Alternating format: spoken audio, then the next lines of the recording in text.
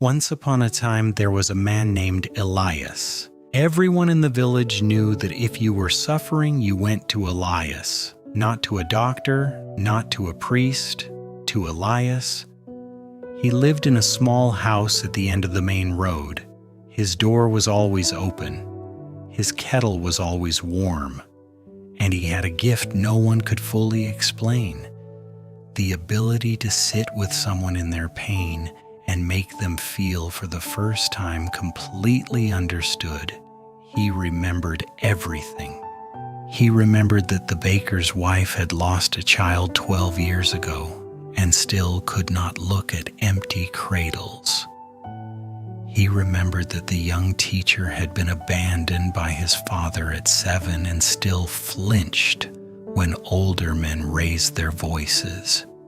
He remembered that the woman who sold flowers at the market carried a love she could never have, like a stone in her pocket every single day. People left his house lighter. He stayed behind carrying what they had set down, and he told himself this was enough, that a man who could ease the suffering of others had no right to complain about his own, so he never did. When his mother died, he organized the funeral, comforted his siblings, made sure everyone else had somewhere to grieve, then went home and sat alone until he felt ready to be useful again. When the woman he loved chose someone else, he congratulated her warmly and told himself her happiness was enough.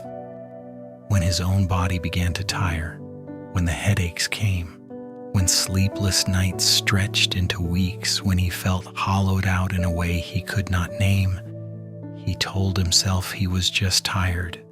That rest would fix it. Soon, one morning, a young woman named Sara came to his door, new to the village. She had heard about Elias from the baker's wife. She sat across from him and told him about her grief, her mother recently gone, her loneliness, the feeling of carrying something too heavy for one person. Elias listened the way he always did, completely, without interruption, his presence like still water. When she finished, she felt lighter. She looked at him across the table. Then she asked something no one had ever thought to ask. "What about you?" she said. "Who do you go to?" Elias smiled. The same warm practice smile he had given 1,000 people. "I am fine," he said. Sara did not look away. "That is not what I asked."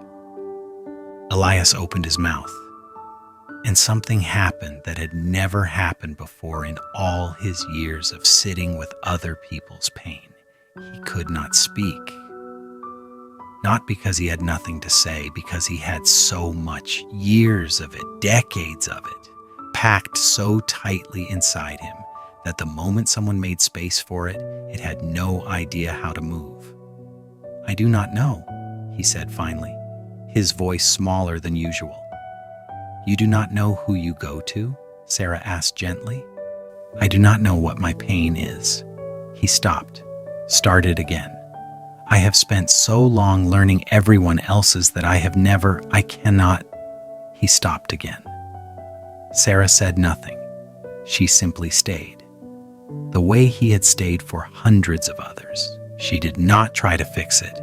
She just sat across from him and made it clear she was not going anywhere. And Elias realized for the first time in his life, let himself be sat with. The words came slowly, like water from a tap closed for years. He talked about his mother, not the composed version he had given others, the one underneath, the one that had never had anywhere to go. He talked about the woman he had loved, about what it had actually cost him to smile at her wedding. He talked about the tiredness, the hollowness, the mornings when getting up felt like lifting something enormous and he could not explain why. Sara listened. She held it carefully, the way he had always held everyone else's pain. When he finished, the kitchen was dark. Hours had passed. He felt something he had not felt in longer than he could remember. Not fixed, not solved, but lighter. He looked at Sara across the table. "I have sat with hundreds of people in this kitchen," he said quietly. "I never understood what they felt when they left. Until now." Sara smiled. "You taught everyone how to be heard. You just never let anyone practice on you. My friend, how long have you been the strong one? The one everyone calls. The one who listens, who holds space for every breaking heart, but never breaks in front of anyone.